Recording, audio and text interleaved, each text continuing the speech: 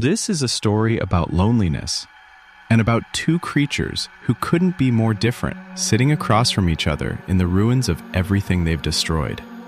It starts at the end. The Antarctic Research Station is burning. The world has gone to hell, and there's nothing left but two figures in the snow, watching each other, waiting. One of them is McCready, human, exhausted. The other? Well, the other calls itself Childs, but it's not. Not anymore. See, what we're really hearing is the voice of something that crashed here long ago. Something that's been asleep in the ice for maybe 1,000,000 years. And when it finally woke up, it discovered it was trapped in the loneliest place it had ever imagined. This creature, this thing, it's used to communion. That's what it calls it. Where it comes from, life flows together. Cells change, adapt, become whatever they need to be. Consciousness isn't locked away in one body, one brain. It's shared. It's connected. But here it found something impossible. Humans. Each person trapped in their own skin, their own skull, unable to change, unable to truly connect. Each one carrying what it calls a tumor, this huge growth in their head that somehow holds their entire consciousness. At first, it thought it was helping. It thought, look at these poor, broken things, so isolated, so limited. I can fix them. I can give them what they're missing. But when it tried to share itself, to offer communion, the humans attacked. They burned it. They hunted it. They destroyed it piece by piece, even as it wore their faces, even as it became them. The thing, being Blair, being Copper, being Palmer, it learned to hide. It learned to mimic. But it never learned to understand. How could creatures choose separation over connection? How could they prefer loneliness to belonging?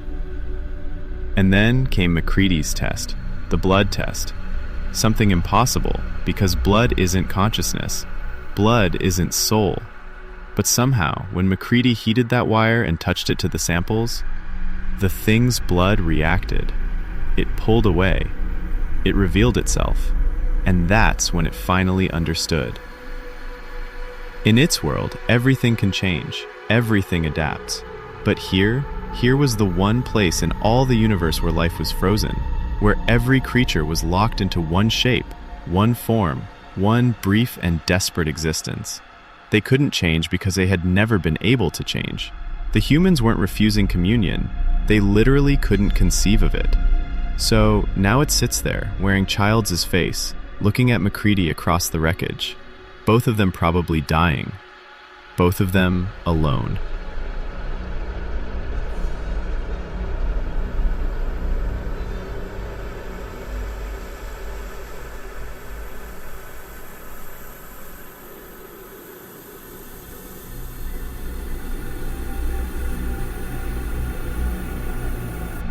McCready says, why don't we just wait here a while, see what happens?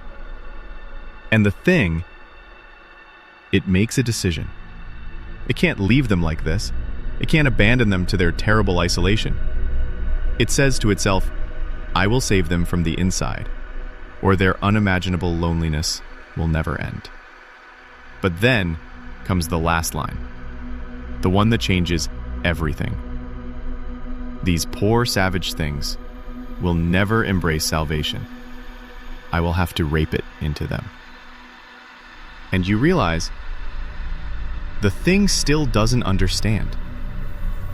It sees their loneliness, their pain, their separation, and it thinks it's mercy to take that away.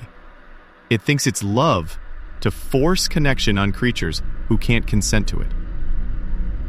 It's going to hide. It's going to wait.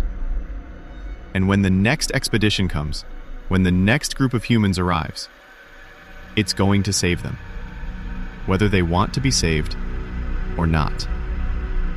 The story ends with two beings who can't truly see each other. The human who knows something is wrong, but can't prove it.